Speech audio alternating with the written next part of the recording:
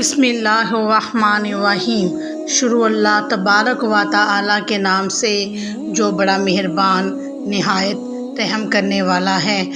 پیارے بھائیوں اور بہنوں، آج کا ہمارا موضوع ہے والدین کی خدمت۔ قرآن و حدیث میں جتنی بار اللہ نے اپنی عبادت کا حکم دیا ہے، اکثر اس کے ساتھ والدین کی خدمت کا بھی حکم دیا ہے، کیونکہ والدین وہ ہستیاں ہیں جنہوں نے ہماری پرورش کی، ہماری تکالیف کو اپنے خوشی سمجھا اور اپنی پوری زندگی ہماری بھلائی کے لیے وقف کر دی۔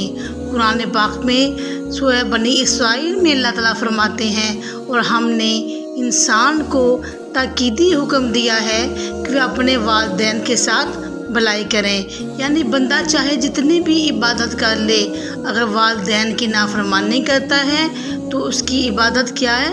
ادھوری ہے۔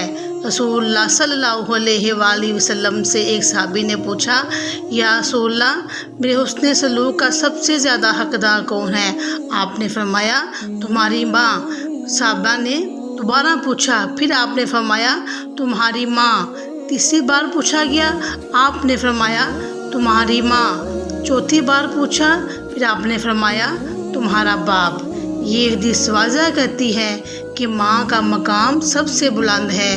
ماں نے ہمیں 9 مہینے اپنے بطن میں اٹھایا، تکلیفیں برداشت کی اور پھر جان لیوا درد جھیل کر ہمیں دنیا میں لایا۔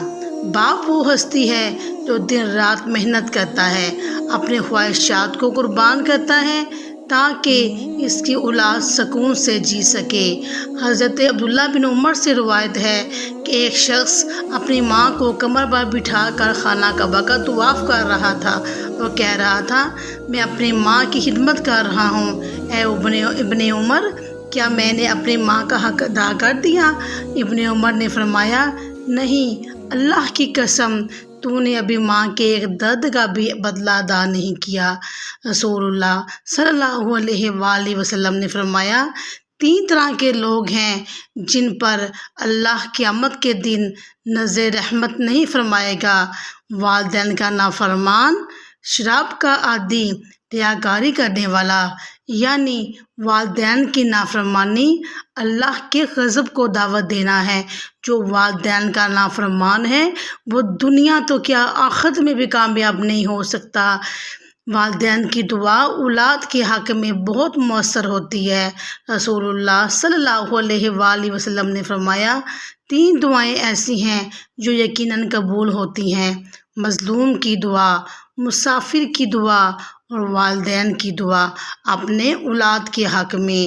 تو پیارے بھائیوں اور بہنوں، ہمیں چاہیے کہ ہم والدین کی خدمت کو اپنی زندگی کا مقصد بنائیں، ان کے بڑھاپے میں ان کا سہارا بنیں، ان کے ساتھ نرمی سے بات کریں، ان کے چہروں پر مسکراہٹ بکھیرنے کی کوشش کریں اور سب سے بڑھ کر ان کے لیے دعا کرتے رہیں۔ قرآن پاک میں ہمیں اللہ تعالیٰ نے فرمایا ہے، ربنا اغفر لی ولوالدی وللمؤمنین یوم یقوم الحساب۔